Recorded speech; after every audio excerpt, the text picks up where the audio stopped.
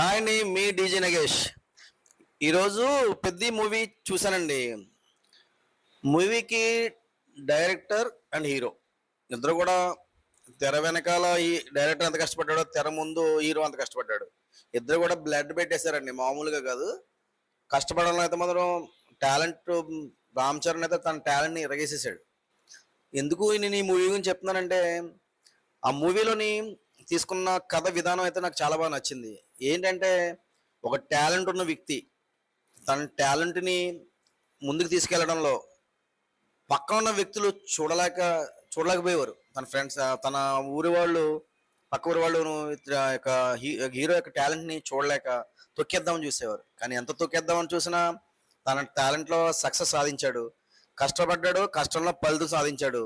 అంటే ఒక మనిషి తన టాలెంట్ని తన స్వయంగా తన టాలెంట్ నమ్ముకున్నవాడు ఎక్కడైనా సక్సెస్ పొందుతాడు. చాలా మంది మనకు అడ్డుపడడానికి ప్రయత్నం చేస్తారు. ఎంతమంది ప్రయత్నం చేసినా వాళ్ళే పోతారు. ఎవడైనా సరే ఒకడిని మనం పాడు చేద్దాం అనుకుంటే మనమే ఫస్ట్ పోతాం.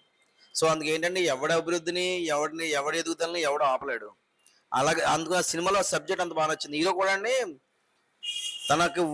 తన ఊరిని, తన పుట్టిన ఊరికి గుర్తింపు లేదని ఆ గుర్తింపు తెప్పించడం కోసం తన టాలెంట్ ఇంప్రూవ్ చేసుకుంటా వెళ్ళాడు.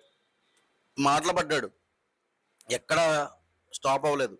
సో అలాగే మనం ఎందులోనూ చేసేటప్పుడు మనకు మయమైన ఆటంకాలు తగులుతూ ఉంటాయి. ఆటంకాలు తగిలినా కూడా ఎక్కడ ఆగకండి. మన సక్సెస్ని మనం మాత్రమే సాధించుకోగలం. ఎవరి టాలెంట్ వాళ్ళకే ఉపయోగపడుతుంది. ఎవరి టాలెంట్ని ఎవడు ఆపలేడు. నాకు ఈ సినిమా చూస్తే అర్థమైంది. At the same time Ram Charan మిడిల్లో చిన్న కాలుకి యాక్సిడెంట్ దెబ్బ తగిలితే తన యొక్క ఎదుగుదలకి, తన టాలెంట్కి, ఊరికి ఎక్కడ పేరు రాకపోతుందని చెప్పేసి, ఆ ఊరి పేరుని నిలపడం కోసం అని చెప్పేసి, ఆ గుర్తింపు రావడం కోసం అని చెప్పేసి తన కాళ్ళను కూడా తీసేసి రన్నింగ్ రేస్లో జాతీయ స్థాయిలో గుర్తింపు తీసుకొచ్చి, ఆ జాతీయ స్థాయి కూడా ఎందుకు వెళ్ళాడంటే, జాతీయ స్థాయిలో వెళ్తే నువ్వు ఏ ఊరి నుంచి వచ్చావు అని అడిగితే ఆ ఊరికి గుర్తింపు తీసుకురావడం కోసం అని చెప్పేసి ఎంత కష్టపడ్డాడంటే తన టాలెంట్ అంతలా నిరూపించాడు. సో మీరు కూడా పెద్ద మూవీ చూడండి. రామ్ చరణ్ చాలా కష్టపడ్డాడు.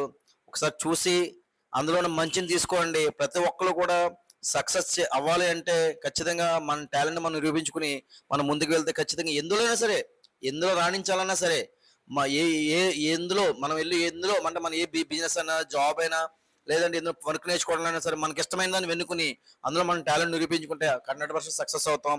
ఎంతమంది అడ్డు వచ్చినా దాన్ని ఎవరు ఆపలేరు. మీ డీజే నగేష్.